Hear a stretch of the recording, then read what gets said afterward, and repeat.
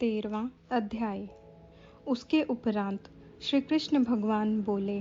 हे अर्जुन, यह शरीर क्षेत्र है, ऐसा कहा जाता है, और इसको जो जानता है उसको क्षेत्रज्ञ, ऐसा उनके तत्व को जानने वाले ज्ञानी जन कहते हैं। और हे अर्जुन, तू सब क्षेत्रों में क्षेत्रज्ञ अर्थात जीवात्मा भी मेरे को ही जान, और क्षेत्र क्षेत्रज्ञ का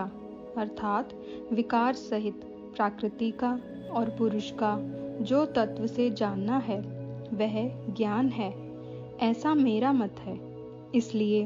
वह क्षेत्र जो है और जैसा है तथा जिन विकारों वाला है और जिस कारण से जो हुआ है, तथा वह क्षेत्रज्ञ भी जो है और जिस प्रभाव वाला है, वह सब संक्षेप से मुझसे सुन। यह क्षेत्र और क्षेत्रज्ञ का तत्व ऋषियों द्वारा बहुत प्रकार से कहा गया है, अर्थात समझाया गया है, और नाना प्रकार के वेद मंत्रों से विभाग पूर्वक कहा गया है,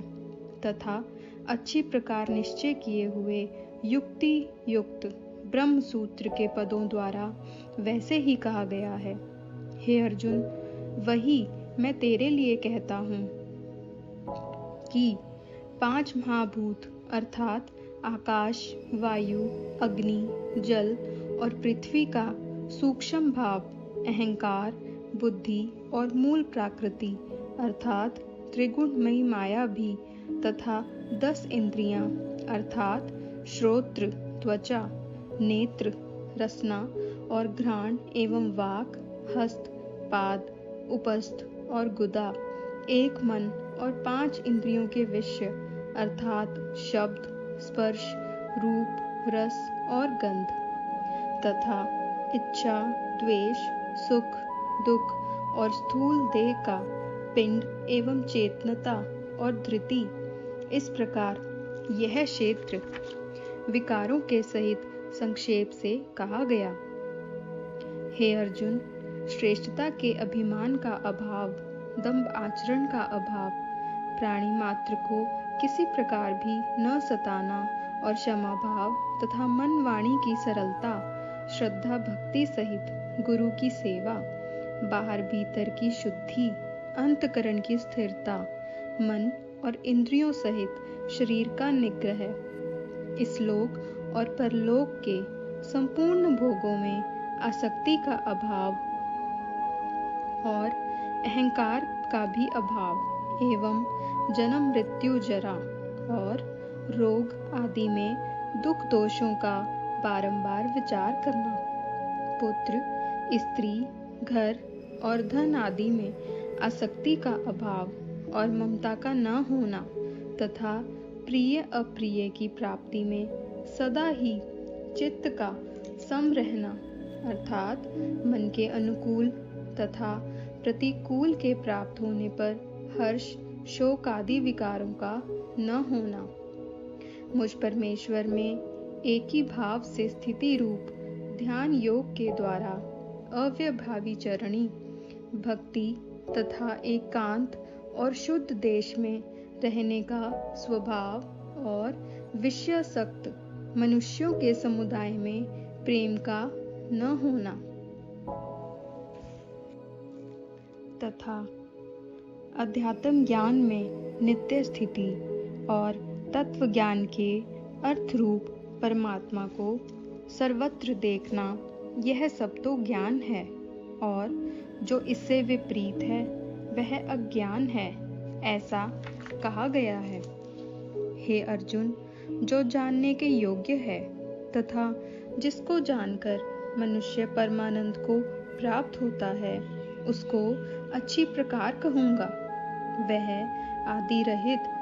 परम ब्रह्म अकथनीय होने से न सत कहा जाता है और न असत ही कहा जाता है, परंतु वह सब ओर से हाथ पैर वाला एवं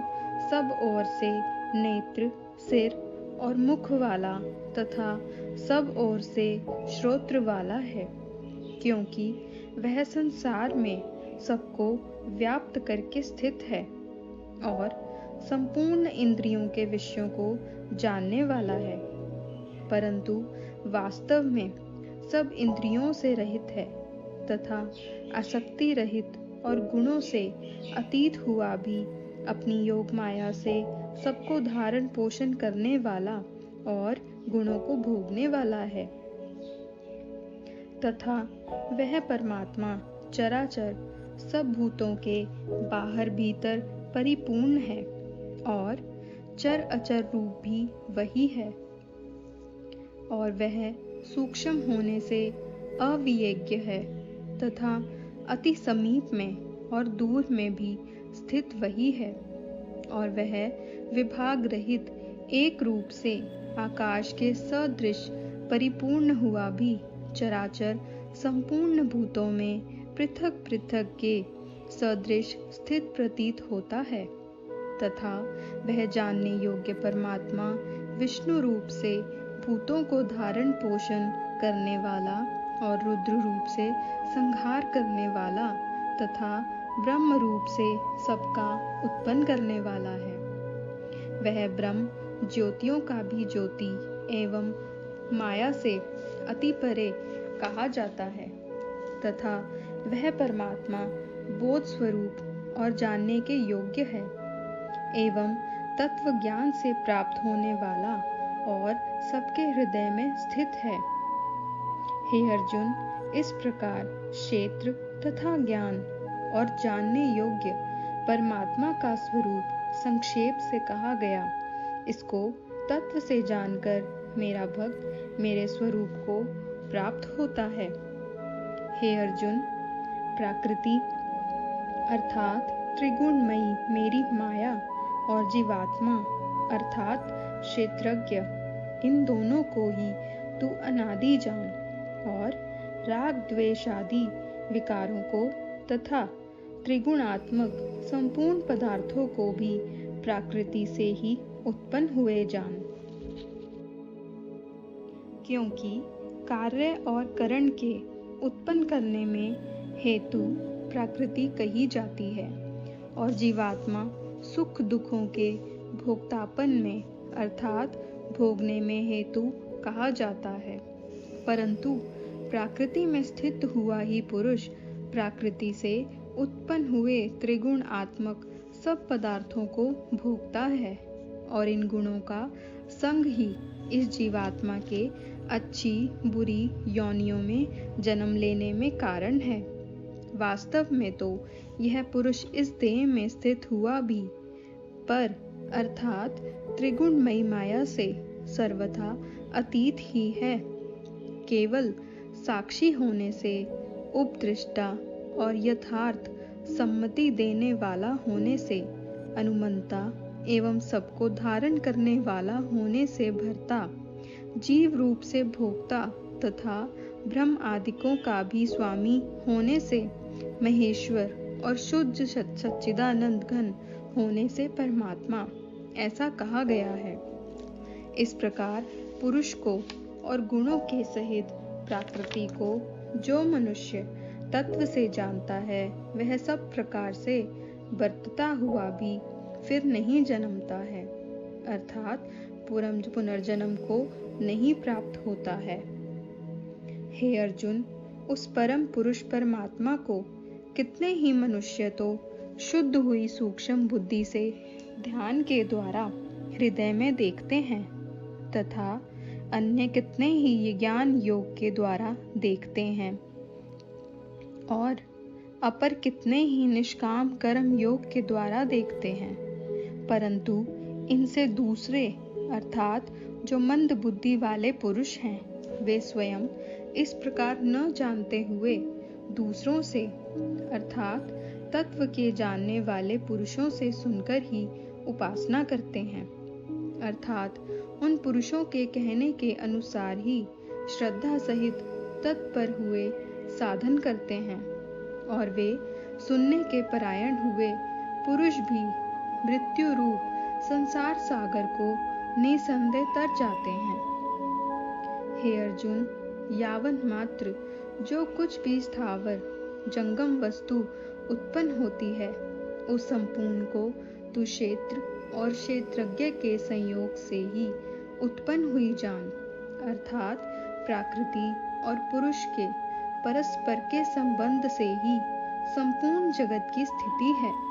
वास्तव में तो संपूर्ण जगत नाशवान और क्षणभंगुर होने से अनित्य है। इस प्रकार जानकर जो पुरुष नष्ट होते हुए सब चराचर भूतों में नाश रहित परमेश्वर को संभाव से स्थित देखता है, वही देखता है, क्योंकि वह पुरुष सब में समभाव से स्थित हुए परमेश्वर को समान देखता हुआ अपने द्वारा आपको नष्ट नहीं करता है, अर्थात शरीर का नाश होने से अपने आत्मा का नाश नहीं मानता है। इससे वह परम गति को प्राप्त होता है। और जो पुरुष संपूर्ण कर्मों को सब प्रकार से प्रकृति से ही किए हुए देखता है, अर्थात इस बात को तत्व से समझ लेता है कि प्रकृति से उत्पन्न हुए संपूर्ण गुण ही गुणों में बरतते हैं और तथा आत्मा को अकर्ता देखता है, वही देखता है। और यह पुरुष जिस काल में भूतों के न्यारे न्यारे भाव को एक परमात्मा के संकल्प के आधार स्थित देखता है तथा उस परमात्मा के संकल्प से ही संपूर्ण भूतों का विस्तार देखता है, उस काल में सच्चिदानंद घन ब्रह्म को प्राप्त होता है।